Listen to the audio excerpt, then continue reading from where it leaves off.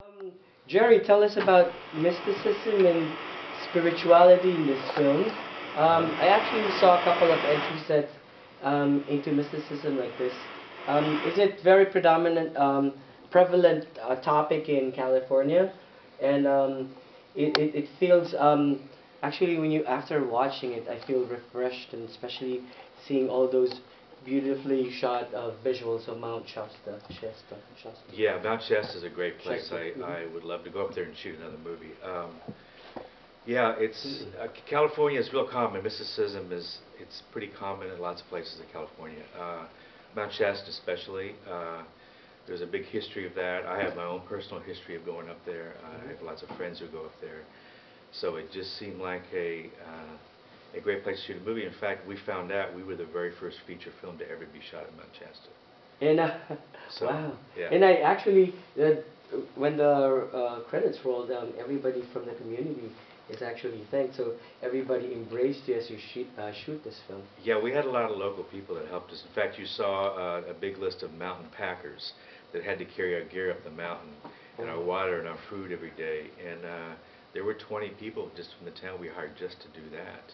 And we also hired other people to do PAs, interns, things like that. And it's a small town, so it was, we thought it would be a little more difficult than it was, but we found people to help us out, so it was great. Wow. So how did you find out about the topic? Did you have to do research on this, or this is from your imagination? Well, there's a little bit of research, a little bit of imagination, some of it my own personal experiences on the mountain, other people's experiences I know, a culmination of a lot of things, but I myself personally am into spiritual things, mysticism, those types of things have always interested me. I also do a system of meditation myself. So all that kind of culminated. I've written other stories also that have those types of spiritual things over the years. So this is actually my 17th screenplay. Oh, wow.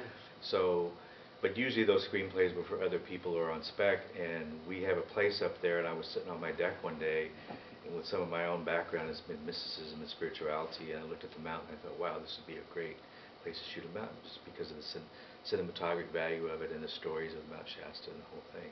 So it worked out really well. And before we open it up to questions, how about involving the three major characters who are Hollywood actors? That was an interesting process because we were going through a casting sessions and we could not find the people we wanted. And Erin Gray was the first who came aboard, and her agent actually saw the casting notice we put out. And she was actually flying from Romania, shooting a vampire movie of all things. And she kind of, in her mind, says, I really want to do a movie that has a spiritual, has a positive message.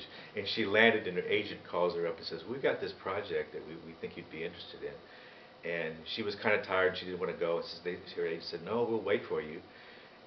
We would wait for her, and she finally decided to come. She read a 2-page script really quick, a 2-page little scene, read it really quick, really connected with the scene because it had something similar to happen to her personally. And then we met the very next day, and we had a long meeting, and she read the script, and she told me, I have to do this film, I really need to do this film because it's about my path. And she suggested Gary Graham. She knew Gary, hadn't really worked with him. She'd been in a film with him, but hadn't scenes with him, but she knew him. So that's how he came aboard.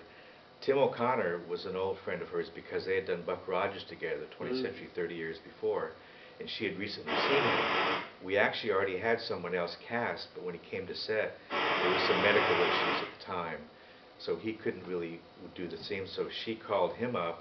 He read the script. I talked to him on the phone, and luckily he lived in Sacramento, which wasn't very far from Shasta, which oddly enough, he was retired. He'd been retired 10 years, so he came out of retirement to do our film because he liked the script. So we had somebody pick him up and drive him to set, and he was on set the next day for shooting, so it was great. It worked out really well. And I noticed there's a lot of Beatles in the credits. Yeah, there's a few, that helps out. Yeah, well, my wife here was executive producer. She helped get the money, which is a really hard thing to do. And your sons, I guess? 2 sons. One of them worked in the art department. He helped that little, that kind of hut that they were in. They had the long talk in. He helped to build that. He worked in the art department. My other son was studying 3D graphics animations, and computer animation. So I had some meetings with him about how to set up some animation stuff. So he advised me kind of on that. So they all helped out. Oh, and my brother, Jay, did the transmedia stuff. You saw afterwards there was a thing called